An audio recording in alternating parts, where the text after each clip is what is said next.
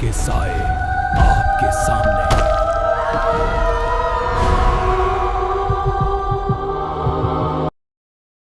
कुछ दस्तकें दरवाजे पर नहीं होती, वो सीधा आपकी सांसों पर होती हैं। कुछ कहानियां सुनाई नहीं जाती, वो आपको बुलाती हैं। अगर आपने ये वीडियो खोल लिया है तो समझ लीजिए डर की दस्तक अब आपके बहुत करीब है, क्योंकि यहां हर कहानी किसी के लौट आने का रास्ता खोलती है। आप सुन रहे हैं डर की दस्तक, जहां हर आवाज आपकी नींद से पहले आखिरी चेतावनी होती है। अब आप पीछे मत देखिए, सिर्फ कहानी सुनिए। कुछ जगहें ऐसी होती हैं जहां रात होते ही हवा का बहाव भी बदल जाता है, जहां मोबाइल का नेटवर्क नहीं बल्कि इंसानों का हौसला कमजोर पड़ जाता है। ये कहानी किसी भूतिया लोक कथा पर नहीं बल्कि एक जिंदा आदमी के जले हुए सच पर आधारित है। जिस आदमी ने इसे झेला उसने जिंदगी में गोलियां भी देखी थीं, पर उसने कहा सरहद की गोलियों से ज्यादा डरावना वो स्कूल था। मेरा नाम वीरेंद्र रावत है। मैं एक रिटायर्ड आर्मी जवान हूं। फौज से रिटायर होने के बाद घर की दीवारें मुझे काटने लगी, इसलिए मैंने सिक्योरिटी गार्ड की नौकरी पकड़ ली। एक रात की ड्यूटी, सिर्फ एक रात, पर वही रात मेरी जिंदगी की सबसे लंबी रात बन गई। साल था 2001। एक बोर्डिंग स्कूल, देवदार के घने जंगलों के बीच, शहर से दूर, चारों तरफ सन्नाटा। सर्दियों की छुट्टियां शुरू होने वाली थीं। स्कूल पूरी तरह खाली होने वाला था। मुझे अगले 10 दिनों तक रात की पहरेदारी करनी थी। शाम को जब मैं वहां पहुंचा तो चारों तरफ कोहरा ही कोहरा था।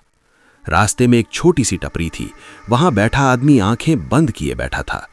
मैंने आवाज दी, बाबा, बोर्डिंग स्कूल का रास्ता? उसकी मुस्कान अचानक गायब हो गई।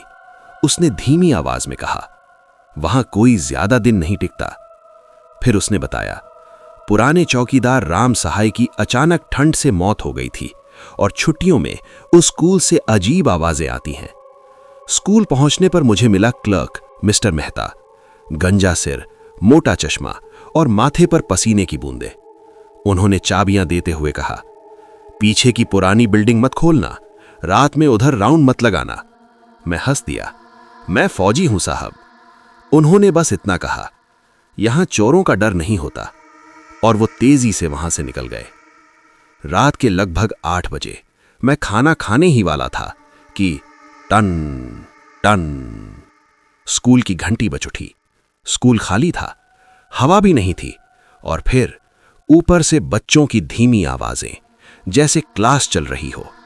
मैं टॉर्च लेकर अकेले उस अंधेरे स्कूल की ओर बढ़ा, और वहीं से शुरू हुई मेरी जिंदगी की सबसे डरावनी रात। मैं टॉर्च और डंडा लेकर धीरे धीरे स्कूल की मेन बिल्डिंग के अंदर घुसा। जैसे ही दरवाजा बंद हुआ, अंदर की हवा बाहर से भी ज्यादा ठंडी थी, ऐसी ठंड जो हड्डियों में घुस जाए। मेरी टॉर्च की रोशनी लंबे गलियारे में कहीं खो जाती थी। ऊपर से फिर वही आवाजें, 2 का पहाड़ा, 4, 6, 8। कोई क्लास चल रही थी, जबकि स्कूल पूरी तरह खाली था। आवाज पहली मंजिल से आ रही थी। मैं सीढ़ियां चढ़ा, हर कदम के साथ दिल जोर से धड़क रहा था। एक कमरे का दरवाजा थोड़ा सा खुला था। ऊपर लिखा था क्लास 4B। अंदर हल्की पीली रोशनी झपक रही थी। मैंने दरवाजा जोर से खोला। कौन है यहां? कोई बच्चा नहीं, कोई टीचर नहीं, सिर्फ धूल से भरी बेंचें और दीवार पर झपकता एक बल्ब। मैंने राहत की सांस ली। शायद वहम था, पर तभी मेरी नजर ब्लैकबोर्ड पर गई। धूल के ऊपर ताजी सफेद चौक से लिखा था, क्लास अभी खत्म नहीं हुई है। मेरे रोंगटे खड़े हो गए। तभी पीछे से खिस खिस एक बेंच सरकी। मैंने टॉर्च उधर घुमाई। एक बच्चा बैठा था, पुरानी नीली यूनिफॉर्म फटी जली हुई, सिर झुका हुआ। मैंने पूछा, तुम यहां क्यों हो? घर नहीं गए?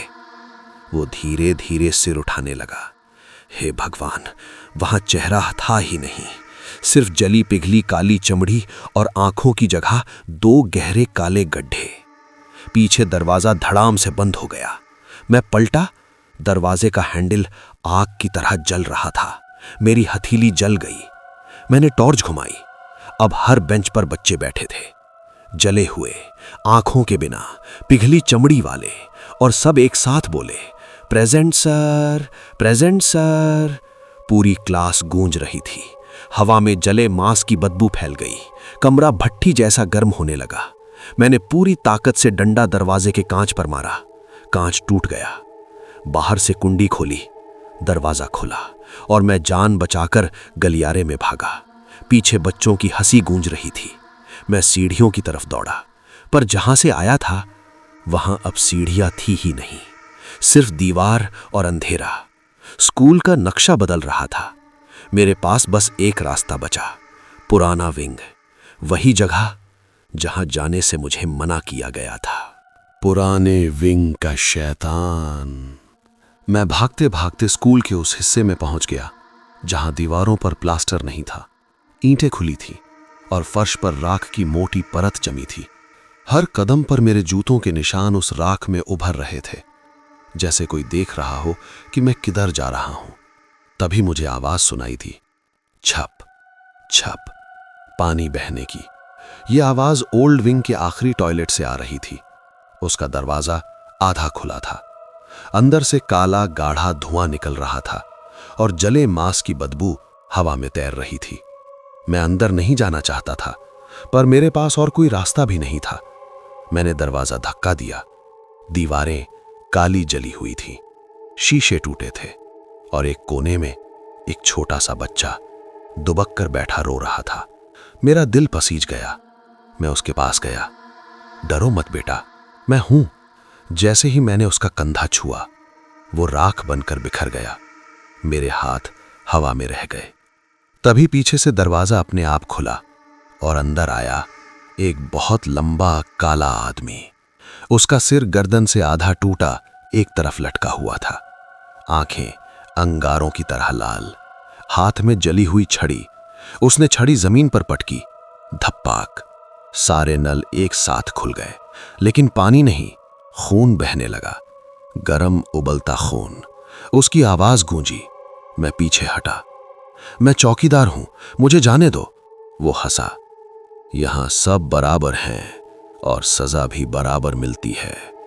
उसने छड़ी उठाई और मुझ पर वार किया। मेरे हाथ पर लगी। ऐसा लगा जैसे हड्डी टूट गई हो। मैं जमीन पर गिर पड़ा। तभी दूर से स्कूल की घंटी बजी। उसका ध्यान भटका। मैंने पूरी ताकत से दरवाजे पर लात मारी। दरवाजा टूट गया। मैं बाहर गिर पड़ा और जान बचाकर भागने लगा। पीछे उसकी आवाज गूंज रही थी, क्लास अभी खत्म नहीं हुई है। भागते भागते मैं गलियारे के आखिर में पहुंचा। वहां एक लोहे की ग्रिल थी और उस पर बड़ा सा ताला। मेरे पीछे उसका साया बड़ा होता जा रहा था। मैंने कांपते हाथों से चाबियां निकाली। 1, 2, 3, तीसरी चाबी लगी। क्लिक, ग्रिल खुल गई। मैं दूसरी तरफ कूद गया और ग्रिल बंद कर दी। वो ग्रिल के उस पार आ गया। उसकी चमड़ी धुएं में जलने लगी। वो फुफकारा, घंटी फिर बजेगी, स्कूल फिर खुलेगा और तुम्हें छुट्टी नहीं मिलेगी। मैं जान बचाकर मेन बिल्डिंग की सीढ़ियां उतरता हुआ सीधा प्लेग्राउंड में पहुंचा। चारों तरफ घना कोहरा, टॉर्च की रोशनी कोहरे में घुल रही थी और तभी मैंने सुना चर्र चर्र, झूलों की आवाज। स्कूल के कोने में 4 झूले लगे थे। हवा बिल्कुल बंद थी, पर झूले अपने आप झूल रहे थे। बीच वाले झूले पर एक आधा जला हुआ जूता पड़ा था। अचानक झूला नीचे दब गया, जैसे कोई अदृश्य बच्चा उस पर बैठ गया हो, और तभी कोहरे के अंदर से बच्चों की खौफनाक हंसी गूंज उठी। कई छोटी काली परछाइयां मेरी तरफ दौड़ने लगीं। मैं जान बचाकर गार्ड रूम में घुसा और दरवाजा बंद कर लिया। सांस फूल चुकी थी। तभी मेरी नजर हीटर पर पड़ी। हीटर बंद था, लेकिन उसकी कॉइल लाल हो रही थी। कमरा तेजी से गर्म होने लगा। फिर दरवाजे के नीचे से काला धुआं अंदर आने लगा और बाहर से एक बच्चे की रोती आवाज, सर दरवाजा खोल दो। मुझे समझ आ गया, वो मुझे जिंदा जलाना चाहते हैं। मेरे पास बस एक ही रास्ता था, गार्ड रूम की पीछे वाली छोटी खिड़की। मैंने दर्द से कराहते हुए खिड़की तोड़ी और बाहर कूद गया। झाड़ियों में गिरते ही मेरी टॉर्च बुझ गई, लेकिन मैं भागता रहा। सुबह जब मैं गांव पहुंचा तो मेरे कपड़े जले हुए थे, हाथ पर गहरा नीला निशान था। लोग मुझे देखकर चुप हो गए। एक बूढ़े ने कहा, बेटा 2001 में उस स्कूल के हॉस्टल में आग लगी थी। 23 बच्चे जलकर मर गए थे, उनके टीचर के साथ। और तभी मुझे समझ आया, वो पुराने विंग का मास्टर असल में वही जला हुआ टीचर था, और वो बच्चे आज भी रोल कॉल पूरी होने का इंतजार कर रहे हैं। आखिरी चेतावनी, उस स्कूल में आज भी रात को घंटी बजती है और बोर्ड पर आज भी लिखा मिलता है, class is not over yet, क्योंकि कुछ जगहों पर मौत के बाद भी छुट्टी नहीं मिलती।